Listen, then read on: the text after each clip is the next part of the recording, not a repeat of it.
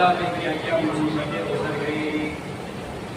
کبھی بھائی بھائی سے چھوٹا تو کبھی بیٹے نے باپ کے سامنے دم توڑا, کبھی ماموں نے بھانجے کو ماتم سے فراغت کی اور کبھی چچا نے بھتیجے کی لاشیں اٹھائی.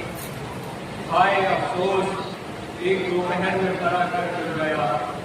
منقول ہے کہ جب سارے وفادار صحابی شہید ہو گئے اور کربلا کے میدان میں جناب زینب کے دیگر بن ماموں کے دل کا داغ دے چکے تو یتیم قاسم خدمت امام میں آئے اور اجازت کارزار طلب کی. مولا اپنے یتیم بھتیجے کو دیکھ کر آپ دیدہ ہو گئے. کہا قاسم میں تمہیں کیوں کر موت کے منہ میں بھیج دوں, تم تو میرے مرحوم بھائی حسن کی نشانی ہو.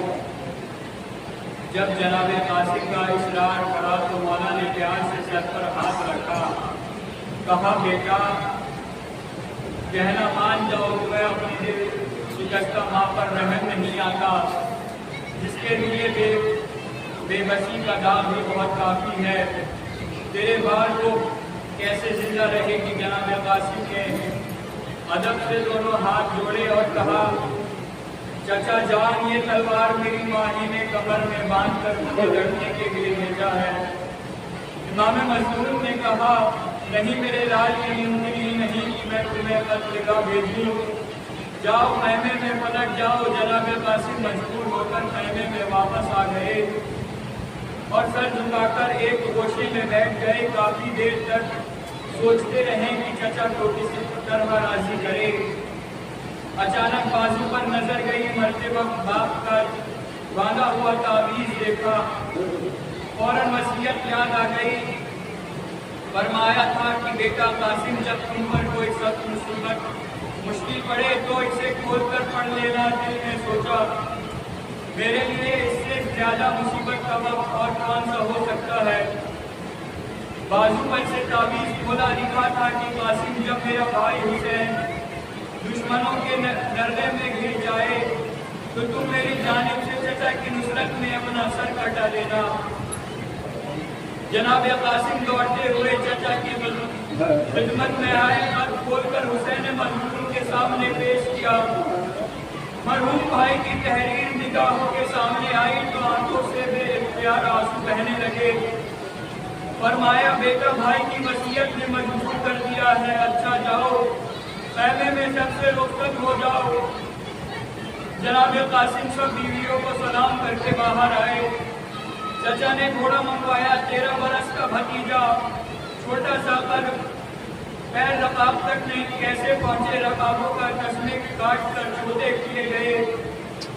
پھر خود چچا نے اپنے یتیم بھتیجے کو گود میں اٹھا کر زین پر بٹھایا. حسن کا لال شجاعت اور نصرت کے جوش میں ڈوب کر میدان کی طرف چلا. قاسم کا حسن دیکھ کر فوج دشمن میں ایک دل ہوا. سب سے پہلے پسر ساتھ نے آگے بڑھ کر کہا اے حسن کے لال اپنی کم سنی پر رحم کھاؤ. بھوک اور پیاس سے تمہارا کیوں ہی برا حال ہے. یہاں ہزاروں کے بیچ تم اکیلے کیا کر سکو گے. جاؤ پلٹ جاؤ اور اپنے چچا کو راضی کرو کہ ہمارے امیر کی بیعت کر لے. پھر تم سب کے سب سیر و سیراب کر لیے جاؤ گے. بس یہ سننا تھا کہ جناب قاسم کی پیشانی پر غصے پر بل پڑ گئے اور کہا لا حول ولا قوت الا باللہ. اور دین کے دشمن بے حیا کیا بک رہا ہے. ہٹ جا نظروں کے سامنے سے. کہیں امام بھی قاسم کو قاصد کے ہاتھ پر بیعت کرتا ہے. تو دھمکی اور لالچ دے رہا ہے. تعجب ہے تجھے مجھ پر تو رحم آ رہا ہے لیکن میرے چچا کے خون کا پیاسا بنا ہے. یہ کہہ کر جناب قاسم نے تلوار ہاتھ میں لی. اس کے بعد اس طرح 13 سال کے یتیم بچے نے بڑھ بڑھ کر ایسے حملے کیے کہ دشمن کی فوجیں ادھر ادھر بھاگنے لگی. تیز دھوپ میں اتنے حملے کرنے سے پیاس کا غلبہ ہوا. میدان سے پلٹ کر حسین مظلوم کے پاس آئے. کہا چچا جان پیاس کے زبان میں کانٹے پڑ گئے ہیں. اگر تھوڑا سا پانی مل جاتا تو ابھی ان ظالموں کو موت کا مزہ چکھا دیتا. ادھر قاسم یہ کلام کر ہی رہے تھے कि मौका पाकर भागी हुई फौजें सिमट आई। कासिम तनो तना हजारों बुखारों के दरमियान गिर गए। तीरों की इतनी बारिश हुई कि कलेजा और सीना छलनी हो गया। एक शकी ने छिटकर पुष्प से एक ऐसा बुर्ज मारा जो सर में उतर गया। मुंह पर तलवारों के बेशुमार वार हुए। अब मामे के पेट तक कटकर जमीन पर गिरने लगे, जिस्म पर इतने जख्म लगे कि रकाबों से खून टपकने लगा। बदन की ताकत ने जवाब दे दिया, हाथ से लगाम सरकने लगी। घोड़े की जीन से जमीन पर तशरीफ लाए दुश्मनों ने जिंदगी ही में कासिम के खून से जिस्म की पामाली शुरू कर दी। जनाब कासिम घोड़े के सीनों के नीचे चिल्ला रहे थे, अरे चाचा जल्द खबर लीजिए, चाचा जान जल्द आइए। भतीजे की ये आवाज सुनते ही इमाम मैदान की तरफ दौड़े। हर तरफ घोड़े की कसरत से इतनी गर्द उड़ रही थी कि रास्ता दिखाई न देता।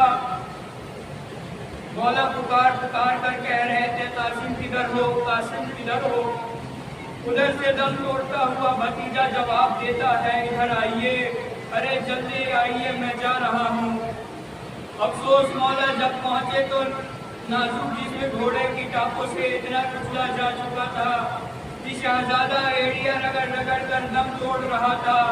हुसैन मजलूम ने भतीजे का सर उठाकर अपने दानों पर रखा। इधर चचा की गोद में सर पहुंचा, उधर मौत की हिचकी आई। प्यासे कासिम ने आखिरी बार मुंह खोलकर अपनी सूखी हुई जबान दिखाई और फिर हमेशा हमेशा के लिए होठ बंद कर लिया।